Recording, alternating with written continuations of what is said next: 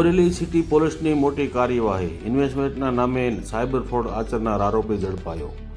સમાચાર વિગતે જોઈએ તો અમરેલી સિટી પોલીસ સ્ટેશનમાં નોંધાયેલ ઇન્વેસ્ટમેન્ટના નામે સાયબર ફ્રોડના ગુનામાં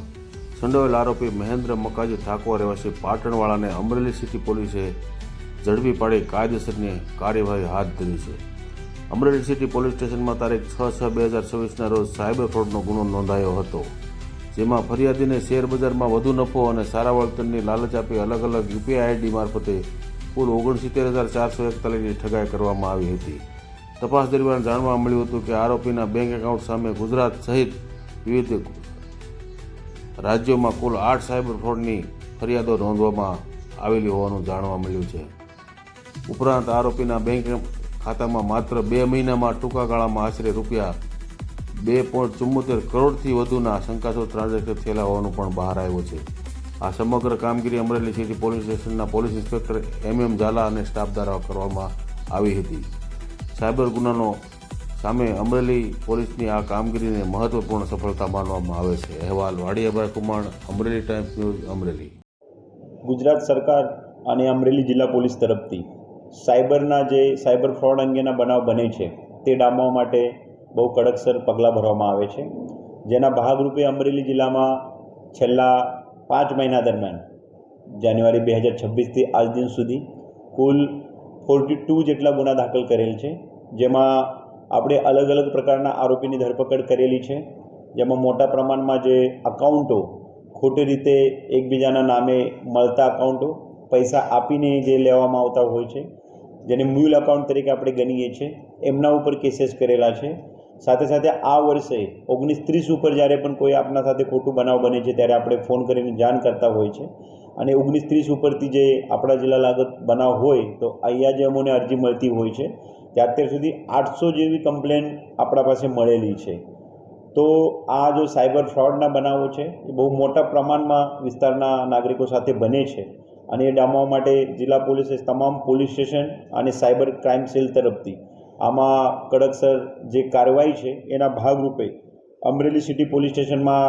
ગયા 15 દિવસ પહેલાં જે ગુનો દાખલ થયેલો હતો, આમાં એ જે ભોગ બનનાર દાદાજી છે એને વોટ્સઅપ ઉપર અને ફેસબુક ઉપર જે લિંક મળેલ હતી અને એના થકી કે તમને વધારે પ્રમાણમાં વળતર મળશે આનું લાલચ આપી અને આ દાદા પાસેથી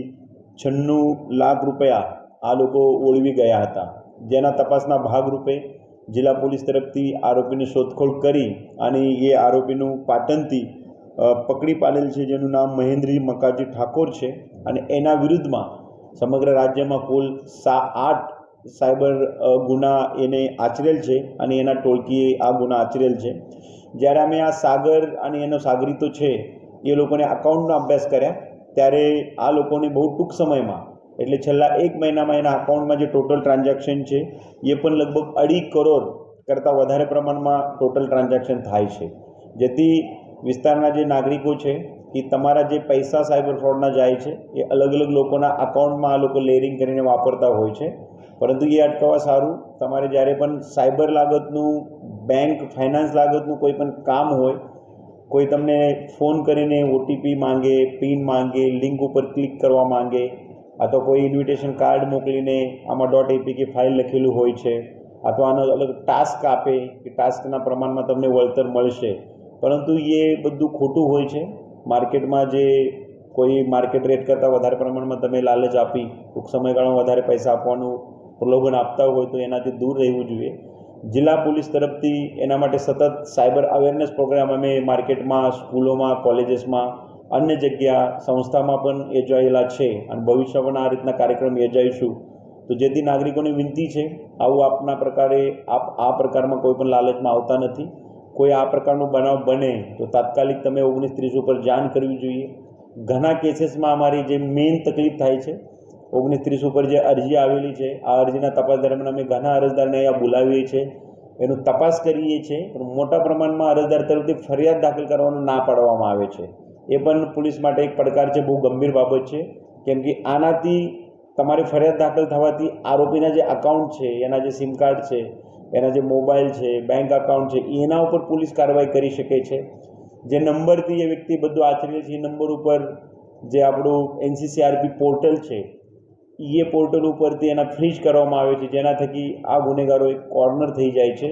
અને ભવિષ્યમાં જ્યારે પણ આ ગુનેગારોને પકડવામાં આવશે ત્યારે તમારા જે ગુના છે એ ગુનાના કામે પણ આ લોકોની ધરપકડ કરી શકાય, તમારો જે મુદ્દામાલ ગયેલ છે એ પરત મેળવી શકાય, જેથી અમરેલી જિલ્લા પોલીસ તરફથી આ વખતે કુલ 42 જેટલા સાયબર ઓફેન્સીસ દાખલ કરેલ છે. હજી બહુ મોટા પ્રમાણમાં સાયબર ઓફેન્સીસ દાખલ કરવાની જરૂરત જણાય છે.